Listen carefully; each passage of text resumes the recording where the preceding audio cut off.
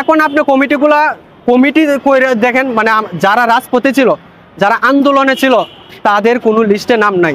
250 জন member নিয়ে একটা জেলা কমিটি করা হয়েছে, কিন্তু আমার মোহনগঞ্জ সরকারি কলেজ থেকে 3 জন সদস্য নেওয়া হয়েছে, কিন্তু আমাদের মোহনগঞ্জ সরকারি কলেজের স্যারদের এবং যারা চিনে সবাই এটা নিয়ে আপনার ওনাদের কাছে জানাইছে অবজেকশন, যে 3 জনকে নেওয়া হয়েছে মোহনগঞ্জ সরকারি কলেজ থেকে একজনকে আমরা মুখ চিনি না, তাহলে এটা কি না? আর আমি যে এবং মোহনগঞ্জ 5ই আগস্টের পরে জেল থেকে বের হওয়ার পরে আমি জাতীয় সংসদ ভবনে 15 তারিখ পর্যন্ত যে আমাদের একটা প্র্যাকটিক্যাল ছিল দায়িত্ব, এই দায়িত্বেও আমি ছিলাম আমাদের মোহনগঞ্জ সরকারি কলেজের পক্ষে থেকে।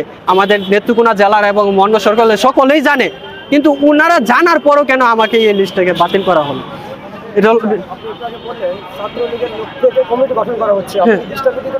হ্যাঁ, দৃষ্টান্ত, কারণ যে ছেলেগুলাকে আমরা চিনি না, ওদের কিন্তু মুখ ছাত্রলীগের ওরা মাঠে ছিল, এবং যে ছেলেগুলো আপনার কমিটি গঠন করা হইতেছে ওরা তো গর্তের ভিতরে ছিল, আন্দোলনে ওরা নামই নাই, তাহলে ওদেরকে কমিটি করা হইতেছে, এতে বোঝা গেল ছাত্রলীগের কমিটি দিয়ে না।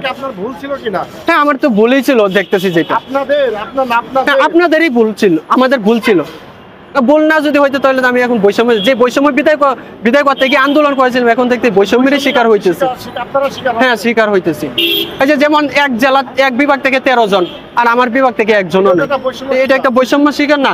আওয়ামী লীগ সরকার থাকা অবস্থা আমার ময়মনসিংহ বিভাগে যে কোনো আপনারাও যারা মিডিয়া কাজ করেন সকলেই খোঁজ নিয়ে দেখেন আমার ময়মনসিংহ বিভাগ কেমন, আমার নেত্রকোনা জেলা কেমন উন্নত বা কেমন কিছু, সব দিক দিয়ে আমরা বৈষম্যের শিকার হচ্ছি। এখনো দেখছি নতুন একজন সরকার পাওয়ার পরও আমি ময়মনসিংহ বিভাগে বৈষম্যের শিকার হচ্ছি। আমার একটাই দাবি, আমাকে উপদেষ্টা হিসাবে নিয়োগ দেওয়া হোক, না হয় মাহতাব স্যারকে উপদেষ্টা হিসাবে নিয়োগ দেন, আমার ময়মনসিংহ বিভাগের ময়মনসিংহ বিভাগের পক্ষ হয়ে যেন উনি কাজ করতে পারেন।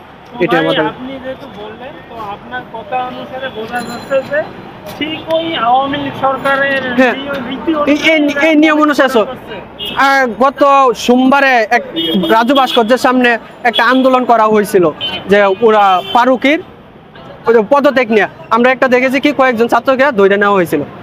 আমরা আন্দোলন করে দেশ স্বাধীন করেছি কিসের জন্য? বাক স্বাধীনতা করার জন্য।